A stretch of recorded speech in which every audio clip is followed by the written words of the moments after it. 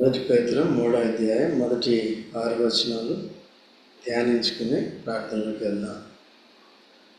అటువలే స్త్రీలారా, మీరు మీ స్వపురుషులకు లోబడి ఉండండి.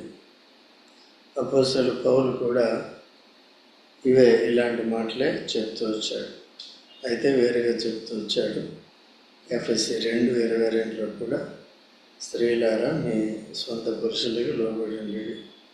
అలాగే కొలస్సీలో కూడా చెప్తాడు.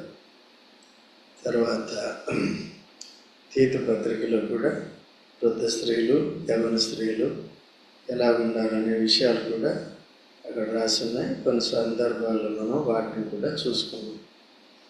అయితే ఇప్పుడు స్త్రీలారా మీరు మీ స్వపురుషులకు లోబడి ఉండండి. కనుక మొదటి నుంచి కూడా అవ్వ దగ్గర నుంచి మనం చూసినప్పుడు అవ్వ తన భర్తకి లోబడలేదు, దేవునికి లోబడలేదు. దేవునికి లోబడలేదు, భర్తకి లోబడలేదు. కనుక భర్తకి చెప్పకుండా చెట్టు దగ్గరికి వెళ్ళిపోయింది. మంచి చెట్లు చెలుగుని వచ్చే వృక్షం దగ్గరికి. తర్వాత దేవుని ఆజ్ఞకి కూడా తను పక్కన పెట్టేసింది, విస్మరించింది. సో అంతా తెగించింది అన్నమాట. సో అట్లా అవిధేయత అనేది స్త్రీ ద్వారానే ఆరంభమైంది, మొదటి నుంచి, సృష్టి ఆరంభం నుంచి.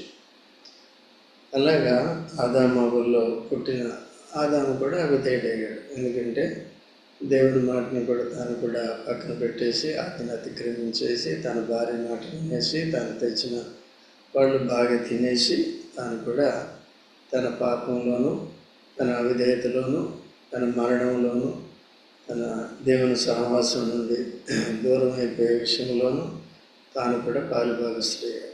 అందుకనే దేవుడు ఏదైనా తోటలో నుంచి ఇద్దరిని వెళ్ళగొట్టి సరే బయటికి వచ్చిన తర్వాత వారి పాపాన్ని పరిహరించి జంతువుని వధించి వాటి చర్మాన్ని చొక్కాలుగా చేసి వారికి తొలగించాడు. అలాగా వారి దిగంబరత్వాన్ని దేవుడే కప్పాడు. వారు ప్రయత్నం చేశారు తమ దిగంబరత్వాన్ని కప్పుకోవటానికి. అంజూరపు ఆకులు పుట్టుకుని దిగంబరత్వాన్ని కప్పుకోవాలనుకున్నారు. అదే స్వనీతి అన్నమాట. సో పాపం చేసిన తర్వాత మనం దాన్ని దాచుకోవటానికి వీల్లేదు, దేవుని దగ్గర రికార్డ్ అయిపోతుంది. తీర్పు పుస్తకం మొదటి నుంచి కూడా ఉంది. అవిధేయులైన వారి అవిధేయత క్రియలన్నీ కూడా ఆ పుస్తకంలో తీర్పు బుక్లో రాయబడతాయి అన్నమాట. అలాగా మన క్రియలు కూడా తీర్పు బుక్లో ఉన్నాయి. ఎప్పుడైతే యేసుప్రభుని అంగీకరించామో, దేవుని గొర్రెపిల్ల మన పాపముల కొరకు వధింపబడి మన పాపాన్ని పరిహరించిన యేసుప్రభులో విశ్వాసం ఉంచి యేసు రక్తంలో కడగబడ్డాము. అప్పుడు మన పేర్లు తీర్పు గ్రంథంలో నుండి కొట్టివేయబడి జీవ గ్రంథంలోనికి వచ్చాయి. ఇప్పుడు జీవ గ్రంథంలో మనం నీతి క్రియలు లెక్కింపబడతాయి. అందుకని ఎప్పటికప్పుడు అవిధేయతతో కూడిన క్రియలను ఒప్పుకొని విడిచిపెట్టి కనికరంతో ఉండాలి. లేనట్లయితే పరిశుద్ధాత్మను దుఃఖపెడుతూ ఉంటాం. మనలో ఉన్న పరిశుద్ధాత్మను దుఃఖపెడుతూ ఉంటాం. శరీర క్రియలు ఉండకూడదు. ఇక్కడి నుంచి విధేయత చూపించాలి. ఇక్కడ ఏ విషయంలో విధేయత చూపించాలంటే వాక్యానుసారమైన విధేయత. అనేకసార్లు ఇక్కడ మనం చదువుకున్న భాగంలోనే ఇక్కడ మాదిరి ఎవరిని చూపించాడంటే 6వ వచనంలో, ఆ ప్రకారం శారా అబ్రహామును యజమానుడని పిలుచుచు అతనికి లోబడి ఉండను. యజమానుడని పిలుచుచు అతనికి లోబడి ఉండను. తాను కూడా హాగరు విషయంలో కూడా భర్తకి సరైన దైవికమైన సలహా చెప్పలేదు. కాబట్టి ఇంకో మాటలో చెప్పాలంటే ఆదాము అవ్వకు లోబడినట్లుగా వీరిద్దరూ కూడా పాపం చేసే విషయంలో ఒకరొకరు ఏకీభవించారు. మళ్ళీ అది కూడా అంగీకరింపడు. అననీయ సఫీరా కూడా అపోస్తల కార్యంలో 5వ అధ్యాయంలో మొదటి నుండి వారు కూడా పాపం చేసే దాంట్లో దేవుడు నియమించిన కట్టడికు విరోధంగా ఇద్దరు ఏకీభవించి తప్పు చేశారు. అట్లా పాపం విషయంలో ఏకీభవించడం కాదు, కానీ పాపం విషయంలో విధేయత చూపించడం కాదు, కానీ వాక్య విషయంలో దేవుడు చెప్పింది చేయాలన్నమాట. దీన్ని చాలామంది తప్పుగా దాన్ని తీసుకుంటారు. స్వార్థపరులైన భర్తలు ఏమంటారంటే, వాక్యం ఎలా చెప్పిందని వాక్యము భార్యకే లింక్ పెడుతూ ఉంటారు, పెట్టి వారిని మోసం చేస్తూ ఉంటారు. కాబట్టి స్వార్థపరమైన, పూరితమైన, లేకపోతే శరీర సంబంధమైన వాటి విషయంలో చేస్తూ ఉంటారు. అలా లేకుండా మొట్టమొదటిగా తండ్రి అయిన దేవుడు ఉన్నాడు, తర్వాత కుమారుడైన క్రీస్తు ఉన్నాడు, తర్వాత యేసు ప్రభువునందు విశ్వాసం ఉంచిన భర్త ఉంటాడు, పురుషుడు ఉంటాడు, తర్వాత తన భార్య ఉంటుంది. ఈ ఆర్డర్లో ఇక్కడ పైనుంచి ప్రేమ వస్తుంది, కింద నుండి విధేయత వస్తుంది.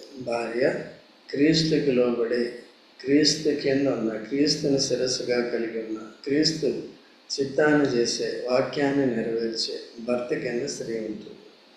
అలాగున్నప్పుడు క్రీస్తు తండ్రికి లోబడతాడు, తండ్రి క్రీస్తుని ప్రేమిస్తాడు. అందుకనే ప్రతి విషయంలో కూడా తండ్రి దేవుడు యేసు ప్రభు గురించి ఈయన నా ప్రియ కుమారుడు అని చెప్తాడు. ప్రియ కుమారుడు అంటే అర్థం ఏంటంటే, నేను ప్రేమిస్తున్నాను అనే విషయాల్లో నాకు విధేయత చూపిస్తాడు. దేవుని చిత్తం అంటే ఈవెన్ తన ప్రాణాన్ని కూడా పెట్టాలి, అందు నిమిత్తమే పంపించాడు. మొదటి నుంచి కూడా సుఖ విలాసాలు ఆయనకి లేవు. బీదగా ఉన్నాడు, పశువుల తొట్టులో ఉన్నాడు, ఆయనకి సత్రం సైతం లోకం ఇవ్వలేదు, చోటు దొరకలేదు మేరీకి ప్రసవించడానికి. అటువంటి కడు దరిద్రమైన, దౌర్భాగ్యమైన పరిస్థితుల గుండా యేసు ప్రభు వచ్చాడు. సో అది దేవుని చిత్తం. అలాగా వాక్యానుసారంగా ఎంత కఠినమైనదైనా సరే భర్త దాన్ని పాటిస్తున్నప్పుడు భార్య లోబడి ఉండాలి. భర్తలు కూడా ఆ విధంగా వాక్యానుసారమైన విధేయతనే కోరుకోవాలి, కానీ ఇష్టానుసారంగా శరీర జీవితం కొరకు ఏదో చేయకూడదు. భార్యల్ని కష్టపెట్టకూడదు, నిష్ఠలు పెట్టకూడదు, తన సొంత శరీరంగా చూసుకోవాలి. కాబట్టి ఇద్దరు ఏక శరీరంగా ఉందన్నమాట. కాబట్టి ఎవరు కూడా ప్రతి వారు తమ శరీరాన్ని ప్రేమిస్తారు. లేక ఇంకో మాట ఏముందంటే, నిన్ను వల్ల నీ పొరుగు వారిని ప్రేమించను. సో ఈ ప్రేమ హాని చేయదన్నమాట, ప్రేమ కీడు చేయదు, ప్రేమ మోసం చేయదు. ప్రేమ ఏం చేస్తుందంటే, దైవికమైన ప్రేమ స్వప్రయోజనాన్ని విచారించదన్నమాట. అలాగా చేసినప్పుడు నేటి దినాల్లో భర్తలు తమ భార్యలు వాక్యానుసారంగా విధేయులు కాకుండా ఎంతోమంది పొరపాటు చేస్తున్నారు. వారు వాక్యానుసారంగా ప్రేమ కలిగి లేరు, క్రీస్తు కింద లేరు, క్రీస్తు విధేయత లేని వారు చాలామంది ఉంటున్నారు. ఈ దినాల్లో కాపరత్వం లేకుండా ఇప్పుడు మేముంటే చెక్ చేస్తూ ఉంటాం, ఏ కుటుంబం ఎలాగుంది, ఎవరు ఎలాగా వాక్యం నేర్చుకుంటున్నారు, ఎవరు ఎలాగా విధేయత చూపిస్తున్నారు. కొన్ని సమస్యలు ఉన్నప్పుడు వెంటనే మేము ఇన్వాల్వ్ చెప్తూ ఉంటాం. సో అలాంటి కాపరత్వం లేదు కాబట్టి ఎవరికి వారు ఏం చేస్తున్నారు. ఇంకోటి ఏంటంటే, భర్తలు భక్తి వేషం వేసుకుంటారు అనమాట.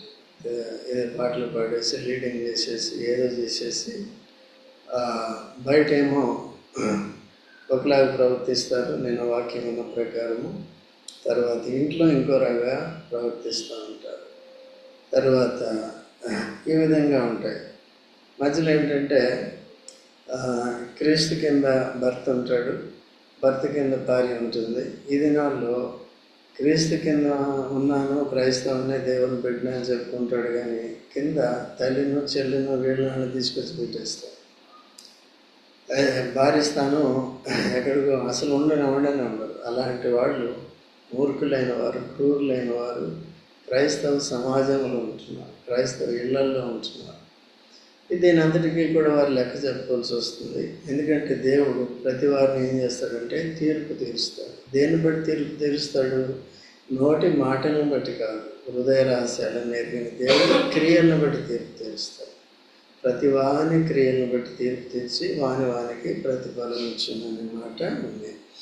అయితే నిన్న సాయంకాలం కూడా చూసుకున్నప్పుడు పేతురు 4వ అధ్యాయంలో కూడా పాపము చేయకున్నట్లు, పూర్తిగా నష్టపోకున్నట్లు అటువంటి వారిని కూడా శరీరంలో ఇక్కడ శిక్షించి వారు చేస్తున్న తప్పుల నుంచి వారు బయటకు వచ్చి తిరిగి దైవికమైన ప్రేమలోకి, దైవికమైన క్రమంలోకి, విధానంలోకి, కుటుంబ రీతిగా కూడా వచ్చేటట్టుగా చేస్తాడన్నమాట. మొట్టమొదటిగా కుటుంబాన్ని కట్టుకోవాలి. అటువంటి వారే సంఘంలో పరిచర్య చేయటానికి కూడా ఉంటుంది. సో కనుక ఇక్కడ ఈ స్త్రీలు కూడా ఒకవేళ అటువంటి క్రీస్తు వారిని ప్రేమించే, వాక్యానుసారంగా ప్రేమించే భర్త ఉన్నప్పుడు తనకి అన్ని విషయాల్లో కూడా విధేయత చూపించాలి. అయితే ఈ శారా తప్పుడు విషయాల్లో కూడా ఇద్దరు కూడా, ఆయనేమో నా చెల్లి అని చెప్పంటే అక్కడ తనకి ఏకీభవించింది. ఈ అబ్రహాం ఏమో ఆగర్తో అంటే ఆయన ఒక మాట మాట్లాడలేదు, అట్లా చేశాడు. తర్వాత ఇబ్బందులు వచ్చింది ఇద్దరికి కూడా. అలాగా పొరపాటు చేసి రాంగ్ వేలో విధేయత చూపిస్తే వాడిని శిక్షించి వాటిని దాని నుంచి విడిపించి సరిచేసి వాక్యానుసారంగా విధేయతలోనికి తీసుకొస్తారు. అట్లాగా ఈ యాంగిల్లో మనం ప్రార్థించాలి. ప్రతి పురుషుడు సజ్జనుడని, ప్రతి స్త్రీ కూడా సజ్జనురాలని మనం అనుకోవడానికి లేదు. సజ్జనులు అంటే సరైన భక్తి కలిగిన వారు, సద్భక్తి కలిగిన వారని అర్థం అన్నమాట.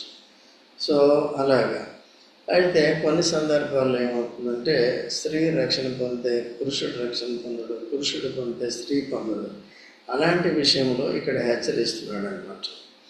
ఎవరైనాను అందువలన వారిలో ఎవరైనాను వాక్యమునకు అవిధేయులైతే వారు భయముతో కూడిన మీ పవిత్ర ప్రవర్తనను చూచి వాక్యము లేకుండానే తమ భార్యల నడవడి వలన రాబట్టవచ్చును. అవిశ్వాసి అయిన భర్త ఉన్నప్పుడు ప్రవర్తన బట్టి ఉంటుంది. ఎందుకంటే మనకి ఆత్మ సంబంధమైన ప్రవర్తన ఉన్నప్పుడు శరీర సంబంధాలను కూడా మనం జయించడానికి అవకాశం ఉంటుంది. కనుక అప్పుడు మన జీవితాన్ని చూసి వారు కూడా మారే అవకాశాలు ఉంటాయన్నమాట. అయితే కొన్ని సందర్భాల్లో టైం పట్టవచ్చు. కొన్నిసార్లు ఎంత ప్రవర్తన చూపినప్పటికీ కూడా సాతానుడు వారిని కఠినపరుస్తూ ఉంటాడు. అయినప్పటికీ మన ప్రవర్తన మనం దేవునికి బాధ్యులుగా, దేవుని వాక్యానికి బాధ్యత చూపించి మనము వాక్యానుసారంగానే జీవించుకుంటూ వెళ్ళిపోవాలి. అట్లా మన దగ్గర కొంతమంది స్త్రీలు లేకపోతే సహోదరులు లేకపోతే తమ భార్యలు కూడా అలాగే జీవించడం చూస్తున్నాం.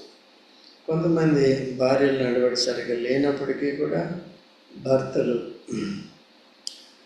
వారిని సహించుకోవడం కూడా చూస్తున్నాం. సో అలాగా ఉంటూ ఉంటారు. ఈ తారతమ్యాలు ఉంటాయి. ప్రార్థన చేయాలి. ఎవరి ప్రవర్తన వారు వాక్యానుసారంగా సరిగ్గా చూసుకుని మొట్టమొదటిగా కుటుంబాన్ని కట్టుకోవాలి. అలాగే దేవుని భయంలోకి వచ్చినప్పుడు, సరైన గ్రహింపులోకి వచ్చినప్పుడు, ఇద్దరికీ స్వస్థబుద్ధి ఉన్నప్పుడు అప్పుడు దైవికమైన విధానంలో ప్రతి కుటుంబం కూడా ఉంటుంది.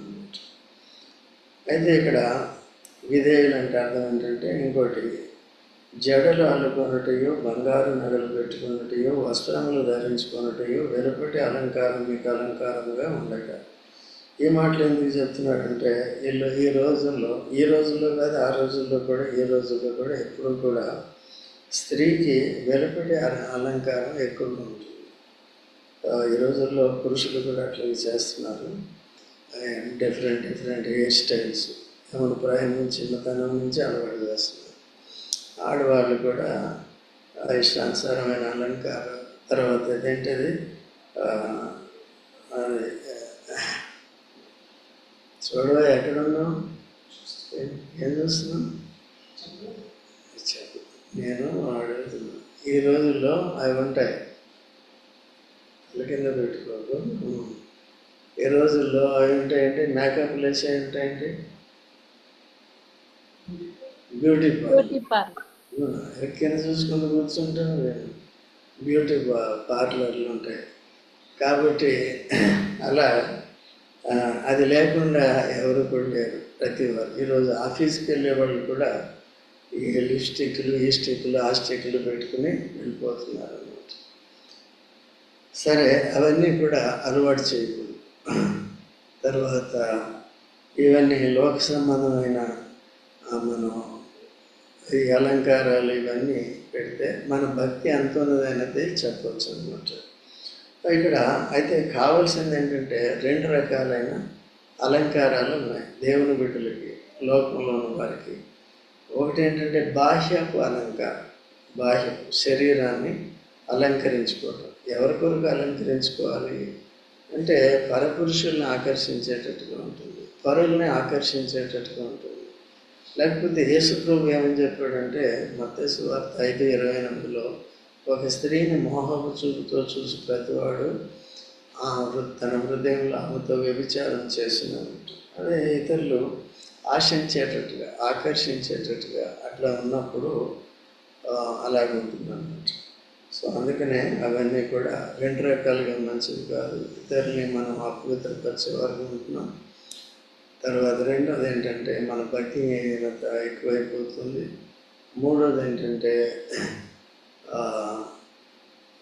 సాతాను కూడా ఇలాంటి అలంకారాలని చూపించి భక్తిహీనులుగా చేసి మనల్ని పాడు చేసేవాడు ఉంటాడు. అందుకనే యాకోబు ఆదికాండం 35వ అధ్యాయంలో తర్వాత చూసుకోండి, 35వ అధ్యాయం మొదటి నుంచి బేతేలుకి వెళ్ళినప్పుడు, ఎందుకంటే తన అన్న ఏశావుతో దేవుడు సమాధానపరిచిన తర్వాత, తన ప్రవర్తన దేవునికి అనుకూలమైన తర్వాత, తుంటి విరిగిన తర్వాత, చక్కగా చేయబడిన తర్వాత, ఇప్పుడు బేతేలుకి వెళ్ళి తాను వాగ్దానం చేసిన ఆ రాయిని నిలబెట్టి బేతేలుగా చేయాలి, బలులు అర్పించాలి. దేవుని మందిరానికి వెళ్ళాలంటే పరిశుద్ధత కలిగి ఉండాలి. అందుకని ఏం చేశాడంటే తన భార్యలు లేయా, రాహేలు, వారికి కూడా అనేకమైన అలంకారాలు ఉన్నాయి. ఎందుకంటే వారు బయట నుంచి వచ్చారు, మెసొపొతామియా నుంచి వచ్చారు, అక్కడ వారికి సహవాసం లేదు. అయితే ఏంటంటే యెహోవాయే దేవుడు, ఎందుకంటే వారు అబ్రహాము వీళ్ళందరూ కూడా హారాన్లో ఉంటూ వచ్చారు, వాళ్ళతోటే ఉంటూ వచ్చాడు. ఎందుకంటే ఊరు అనే ప్రాంతం నుంచి వారిని వేరు చేసి తీసుకొచ్చారు. హారాన్లో అబ్రహాం తండ్రి చాలా కాలం అక్కడ ఉంటారు, బంధువులు వీళ్ళందరూ కూడా ఉంటారు.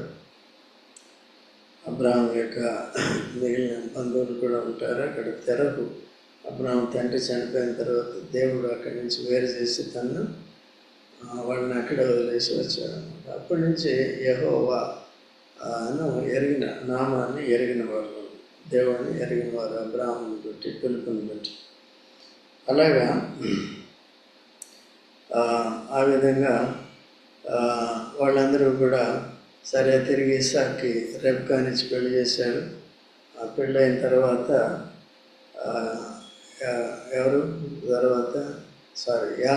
యాకోబుకి పెళ్ళైంది. ఎంతమంది భార్యలు? 4. 2 లాబాను కుమార్తెలు 2, ఇంకా 2 ఉపపత్నులు. సో వాళ్ళు ఆ విధంగా వాళ్ళు కూడా అక్కడి అలంకారాలే ఉన్నాయి. ఆల్మోస్ట్ అటు ఇటు కాకుండా లోక సంబంధంగా ఉంటారు. రాహేలు అయితే విగ్రహాన్ని కూడా పెట్టుకుంది, గృహదేవతను పెట్టుకుంది.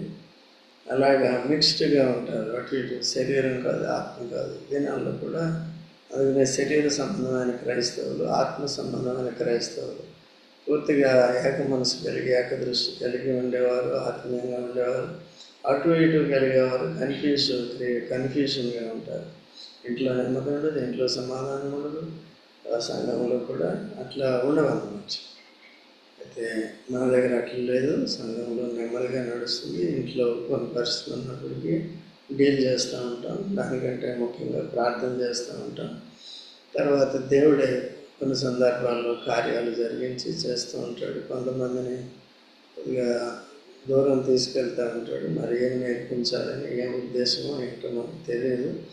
ఆ రీతిగా దేవుడు ఏది చేసినప్పటికీ కూడా న్యాయవంతుడు ఆ రీతిగా జరిగిస్తాడు. ఈ లోపల మనం ఓర్పు కలిగి జాగ్రత్తగా ఉండేవారు ఉంటారు. కాబట్టి బాహ్య అలంకారం అంటే మీకు తెలుసు, విలువైన బట్టలు కానీ లేకపోతే బంగారాలు కానీ ఇవన్నీ కూడా వేసుకోవాలి. తర్వాత తలకి జుట్టు ఎందుకు ఇవ్వబడింది స్త్రీకి? చెప్పు, ఎందుకు ఇవ్వబడింది? 1 కొరింథీ 11వ అధ్యాయంలో ఉంటుంది, 4వ వచనం నుంచి చదువుకుంటే, తర్వాత చదువుకోండి. కాబట్టి అక్కడ స్త్రీకి కప్పుకోవటానికి ఇవ్వబడింది కదా, కప్పుకోవటానికి ఇవ్వబడింది. జడలు అల్లుకోవటం దానికి కాదు. అయితే మన ఈ భారతదేశంలో సింపుల్గా ఒక జడ వేసుకుంటారు, లేకపోతే 2 జడలు వేసుకుంటారు తెలుగు. అయితే ఫ్యాషన్ జడలు ఏంటంటే మొత్తం ఈ పైనుంచి ఈ నెగ్రో వాళ్ళు కూడా ఈ దినాలు ఇక్కడ కూడా వచ్చేస్తుంది ఇండియాలో. ఇలాంటి లోకంలో ఉన్న ఫ్యాషన్స్ వచ్చేసి అవి భక్తిహీనులుగా చేస్తాయి. అందుకనే దేవుని వాక్యం చెప్తుందంటే స్త్రీలు ఏం చేయాలి? ముసుగు వేసుకోవాలి. దేవుని వాక్యాన్ని చదివినప్పుడు, విన్నప్పుడు, ప్రార్థన చేసినప్పుడల్లా ఏం చేయాలి? మన దగ్గర ఈ కట్టడిని పాటిస్తాం. ఇది ఈ రోజుల్లో చాలా సంఘాల్లో కూడా అది కూడా వదిలేస్తున్నారు. చూసినప్పుడు ఫ్యాషన్లన్నీ కూడా కనబడుతాయి. అదొక రకంగా. సో కాబట్టి దేవుడు ఎందుకు చెప్పాడు అనే విషయాలన్నీ కూడా దేవుడు అనంతమైన జ్ఞానం కలిగిన వాడు కనుక అది మన మేలు కొరకే, మన భక్తి కొరకే, మన విధేయత కొరకే చెప్పాడు. కాబట్టి ఆ విధంగా జాగ్రత్తగా ఉండేది నేర్చుకోవాలి. 5వ వచనంలో అటువలే 4వ వచనం సాధువైనట్టు మృదువైనట్టునైన గుణమైన అక్షయ అలంకారం గల మీ హృదయపు అంతరంగ స్వభావం మీకు అలంకారంగా ఉండాలి. దేవునికి మిగిలి విలువైంది. బాహ్య అలంకారము వీళ్ళు మనుషులు కొరకు ఉండొచ్చు. అయితే ఆంతర్య స్వభావం మిగిలి విలువైంది ఎవరికి? ఆంతర్య స్వభావం ఏంటి? రెండు గుణాలు ఏంటవి? సాధువైనట్టు, మృదువైనట్టు. సాధువు అంటే అర్థం ఏంటో తెలుసా? సాధువు అంటే పెద్ద భౌతికమైన కోరికలు లేనివారు. ఎక్కువ అంటే సహజంగా దేవుడు ఏమి ఇచ్చాడో అదే పెట్టుకుంటారు. కానీ నేను ఇలా చూపించుకోవాలి, ఇలా కనపడాలని అట్లా ప్రస్తుత దినాల్లో చాలా కష్టం. కనీసం పౌడర్ అన్నా వేసుకుని వస్తారు. అర్థమైనా? వేసే పౌడర్ ఇలా సహజం అవుతుంది. సో కాబట్టి కొద్దిగా ఇంకా కొన్నిసార్లు స్కిన్ అది సరిగా లేదు, కొంతవరకు ఓకే, ఆరోగ్యపరంగా అయితే కొద్దిగా పర్వాలేదు, ఓకేనండి. అయితే ఫ్యాషనబుల్గా చేసి నేను ఉండాలని అటువంటి కోరికలు అనేవి రాకూడదు. ఉన్న వాటితో ఏం చేయాలంటే తృప్తి కలిగింది. ఒకవేళ ఈ అధికమైన ఐశ్వర్యం కలిగిన వారు కూడా మాదిరిగా ఎవరికి బీదలకు మాదిరిగా ఉంటే మంచిది. వాడు మనల్ని చూసి అసూయపడుకుని ఉన్నారు. అందుకని భగత్ సింగ్ గారు ఈ సహవాసంలో అందరినీ కింద కూర్చోబెట్టి అదే నేర్పారు. అందరూ కూడా ధనవంతుడైనా సరే, దరిద్రుడైనా సరే, చదువు ఉన్నవాడైనా సరే, పామరుడైనా సరే, ఒకరి పక్కన ఒకరు ఏం చేయాలి? అందరూ కూర్చోవాల్సింది. అట్లా యేసు ప్రభు కూడా అట్లా చేశాడు. వాళ్ళకి భోజనాలు పెట్టినప్పుడు అందరిని ఏం చేశాడు? కూర్చోబెట్టాడు. కాబట్టి ఇక్కడ దేవుని దగ్గర పెద్ద చిన్న అనేది తారతమ్యాలు లేవన్నమాట. ఒకటి ఇటు పురుషులైనా స్త్రీలైనా సరే ఈ సాధువైన అటు కావాలి, నాకు ఇది కావాలి, అది కావాలి. కొంతమంది భార్యలు ఉంటారు, భర్తలు, వాళ్ళు ఫైనాన్షియల్ స్టేటస్ ఏదో చూడాలి, అలా ఉంటుంది. భర్తలు కూడా చూడాలి. భర్తలు ఏం చేస్తారంటే కొన్నిసార్లు భార్యని విస్మరించి ఆ తల్లిని చెల్లిని వాళ్ళనే చూసుకుంటూ ఉంటారు. అట్లా అది లోక సంబంధులు చేశారంటే వాళ్ళ ఇష్టం, వాళ్ళు చేసుకుంటారు. అయితే దేవుని బిడ్డలైన వారు కూడా అలా చేసి పక్షపాతం చూపి చేయటానికి వీలు. అయితే ఈ భార్యలు కూడా కోరికలు లేకుండా జాగ్రత్తగా ఉండాలి. వాళ్ళు కూడా ఒకవేళ కోరికలు కలిగి వాళ్ళే తీర్పులోకి వెళ్తారు. కాబట్టి దాన్ని మనం ఎక్కువగా మనసులో పెట్టుకుని కృంగిపోకూడదు, ఓకేనా? కాబట్టి మృదువైన అంటే మృదువైన స్వభావం అంటే నాన్ రియాక్టివ్ అన్నమాట. నిప్పులు ఉప్పేస్తే ఏమవుతుంది? టప్ అని అది రియాక్షన్ అన్నమాట. మనం కూడా ఏం చేయాలి? కొన్నిసార్లు భర్త ఒక మాట అన్నప్పుడు ఏం చేయాలి? రియాక్ట్ అవ్వదు. దాంట్లో ఉన్న ఇదేంటి ప్రాబ్లం అంటే తెలుసుకుని దాన్ని సాల్వ్ చేయడానికి చూడాలి. అందుకని చెప్తా ఉంటాను, ఒకవేళ ఈ భార్య నీ మీద నీకు లోబడట్లేదు, లేకపోతే నీ పిల్లలు నీకు లోబడట్లేదు అంటే అని నా కంప్లైంట్ వచ్చినప్పుడు నేను చెప్తాను, వాళ్ళు కంప్లైంట్ ఏంటో చూసుకో, ఎందుకు నీకు లోబడట్లేదు అనేది చెప్పు, నువ్వేం చేస్తున్నావు అనేది చూపిస్తే వాళ్ళు చెప్తారు. దాన్ని నువ్వు సరి చేసుకో. లేదు నువ్వు సరి చేసుకోవడానికి, వాళ్ళు చెప్పింది సరి చేసుకోవడానికి నీకు ఇష్టం లేదా, ఈ పరిస్థితి ఇలాగే ఉంటుంది. కాబట్టి ఒక దగ్గర ఉన్నప్పటికీ కూడా మనుషులు కలిసి ఉండవు. మనుషులు కలిసి ఉండొచ్చు కానీ మనసులు కలిసి ఉండవు. అలాంటి కుటుంబాలు చాలా ఉంటున్నాయి ఈ రోజుల్లో. కాబట్టి అందరూ కూడా జాగ్రత్తగా ఉండాలి. మనుషులు కాదు కానీ మనసులు కలిగి ఉండే కుటుంబాలుగా కట్టబడాలి, ప్రార్థన చేయాలి. దీనికి స్త్రీలకు ఉండవలసిన ఏంటంటే సాధువైనట్టు పురుషులు కదా, పురుషులు కూడా ఉండాలి. పురుషులకి స్త్రీలకి మాత్రమే ఇవ్వండి, వారికి అది లేకపోతే ఏమవుతుంది, గొడవ వస్తుంది. వాళ్ళకి కూడా ఉండాలి, వాక్యం అందరికీ ఉండాలి. స్త్రీకే ఉండాలన్నప్పుడు పురుషుడికి ఇంకా ఎక్కువ ఉండాలని అర్థం అన్నమాట. అందుకనే యేసుప్రభు కూడా అంటాడు, నేను దేని మనసు సాత్వికుడను దేని మనసు కలిగిన వాడిని అంటాడు. సో పురుషుడు కూడా, క్రీస్తు కింద ఉన్న పురుషుడు కూడా క్రీస్తు కలిగిన మనసును తాను కూడా కలిగి ఉండాలి. అలాగా యథార్థంగా తన కుటుంబాన్ని, భార్య పిల్లల్ని ఆత్మీయంగా నడిపించుకోగలుగుతారు. అటువలే పూర్వం దేవుని ఆశ్రయించిన పరిశుద్ధ స్త్రీలను తమ పురుషులకు లోబడి ఉండుట చేత తమను తాము అలంకరించుకుంది. అయితే శారా చూపిన మంచి ఒక సందర్భం విధేయత ఏంటంటే, ఆదికాండం 18వ అధ్యాయం 1వ వచనాల్లో తండ్రి కుమార పరిశుద్ధాత్మగా దేవదూతల రూపంలో లేక మన మానవ రూపంలోనే దేవుడు వస్తాడు. వచ్చినప్పుడు అబ్రహాము చూసి వెంటనే పరిగెత్తుకుని వెళ్ళి సాగిలపడి వారిని ఇంటికి తీసుకుని వచ్చి వేస్తాడు. వచ్చిన తర్వాత అయ్యా కాళ్ళు కడుక్కోండి మర్యాద నీళ్ళు ఇస్తాడు. తర్వాత కొంచెం భోజనం చేసి వెళ్తామంటే చేస్తామన్నారు. వెంటనే శారాకి చెప్తాడు, అమ్మ నువ్వు మెత్తని పిండి, శ్రేష్టమైన మెత్తని పిండి, దీంట్లో కూడా ధర్మశాస్త్రంలో కూడా దేవునికి అర్పణ అర్పించినప్పుడు మెత్తని పిండి ఇవ్వాలన్నమాట.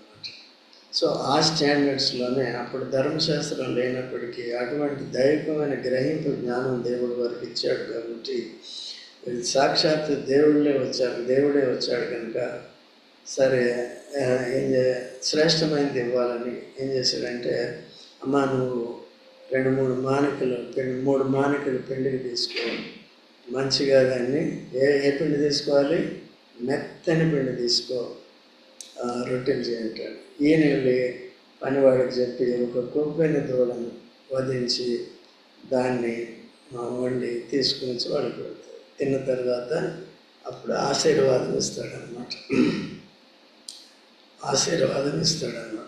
ఆదివారం కూడా మనం ఆరాధన చేసినప్పుడు దేవునికి విందు చేస్తున్నాం అన్నమాట.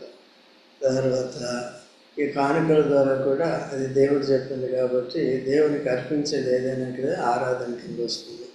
తర్వాత దీవెన అనేది ఉంటుంది. అప్పుడు దేవుడు ఏమని ఆరాధించాడంటే, ఏమని ఆశీర్వదించాడంటే, నేను మరుసటికి ఏదైనా వచ్చినప్పుడు శారా ఏం చేస్తుంది, పిల్లవాడిని ఎత్తుకుంటుంది. అయితే శారా కూడా విన్నది. ముసలోళ్ళు మేమిద్దరం కూడా, అయ్యా అమ్మగారులు ఇద్దరు ఎవరంటే ముసలోళ్ళు. కాబట్టి ఇది ఎట్లా సాధ్యం అనుకుంది. అయినప్పటికీ దేవుడికి అసాధ్యమైంది ఏది లేదు అని దేవుడే చెప్పినప్పుడు నమ్మారు. తర్వాత ఇద్దరికి దేవుడు శక్తినిచ్చాడు, పునరుద్ధాన బలంతో నింపాడు. శారా గర్భవతి అయింది, కుమారుని కంది, ఇసాక్ అని పేరు పెట్టింది. ఇసాక్ అంటే అర్థం ఏంటి, నేను నవ్వాను ఇదేంట. కాబట్టి అపనమ్మకంతో కూడిన నవ్వు అన్నమాట. పేరు పెట్టింది. పుట్టాడు కాబట్టి నిజమైంది. ఓకే, దేవుడే కరెక్ట్. ఇప్పుడు మన అనుమానాలు నిజం కాదు. అలాగా ఆ విధంగా ఆతిథ్యం ఇచ్చినప్పుడు ఆశీర్వదించాడు కుసింగా. ఇది తర్వాత అబ్రహాం లోతు కుటుంబం గురించి ప్రార్థన చేసినప్పుడు తండ్రి కుమార పరిశుద్ధాత్మకి సాదృశ్యమైన దూతలు వెళ్ళి వారిని విడిపించారు. అయితే యెహోవా తండ్రి అబ్రహాం దగ్గరే ఉన్నాడు. అబ్రహాము యెహోవాకు తండ్రి అయిన దేవునికి మొరపెట్టాడు. వాడు ఇద్దరు అక్కడికి వెళ్ళారు. అట్లాగే తండ్రి అయిన దేవుడు పైన ఉన్నాడు పరలోకంలో. ఇక్కడికి కుమార పరిశుద్ధాత్మను పంపించాడు లోకాన్ని రక్షించడానికి. అలాగా యేసు ప్రభు తన పని తాను చేసి మానవుల పాప పరిహారం కొరకు తను తాను అర్పించుకొని పాప పరిహారాన్ని సిద్ధపరిచి వెళ్ళి పరిశుద్ధాత్మను పంపించాడు. యేసును అంగీకరించిన వారందరూ కూడా పరిశుద్ధాత్మల వరం ఇవ్వబడుతుంది. పరిశుద్ధాత్మ సర్వసత్యంలో నడిపించడానికి, పరిశుద్ధాత్మ ద్వారా ఆరాధించడానికి, పరిశుద్ధాత్మ ద్వారా సువార్త ప్రకటించడానికి, పరిశుద్ధాత్మ శక్తి ద్వారా ధైర్యంగా ఉండటానికి, పరిశుద్ధాత్మలో ప్రార్థన చేయటానికి, ఆ దేవుని యొక్క వాక్యాన్ని దాంట్లో ఉన్న సంగతులను మనకు నేర్పించడానికి పరిశుద్ధాత్మ సహాయపడుతున్నాడు. అట్లా ఈ పరిశుద్ధాత్మ ద్వారా చేసే క్రైస్తవులు చాలా తక్కువ ఉంటారు. విశ్వాసం అది అట్లా అలవాటు చేసుకోవాలి. ఎప్పుడు కూడా మన హృదయంలో ఉన్న కల్మషాన్ని అంతటిని తొలగించుకొని పరిశుద్ధాత్మకి ఆటంకం లేకుండా మన ప్రవర్తన జీవితం ఉన్నప్పుడు పరిశుద్ధాత్మ నడిపిస్తారు. పొరపాట్లు ఉంటాయి. ఎవరు నేను పరిశుద్ధాత్మను దుఃఖపెట్టట్లేదని కాదు, కానీ అందరూ కూడా తమ మనస్సాక్షిని పరీక్షించుకొని జాగ్రత్తగా ఉండాలి. నేను కూడా అప్పుడప్పుడు చేస్తాను. ప్రభువా, నీ ఆత్మను దుఃఖపెట్టే తలంపులు, ఆలోచనలు, క్రియలు బట్టి నన్ను క్షమించని అడుగుతాను. అలాగే అడిగి సమాధానపడి అట్లా దేవుని క్రియలు చేస్తున్నప్పుడు దేవుడు తన ఆత్మ ద్వారా సహాయపడతాడు. కనుక ఈ విధంగా మనం అంతా నేర్చుకుందాం. టైం ఎక్కువైపోయింది. ప్రార్థనకు వెళ్దాం.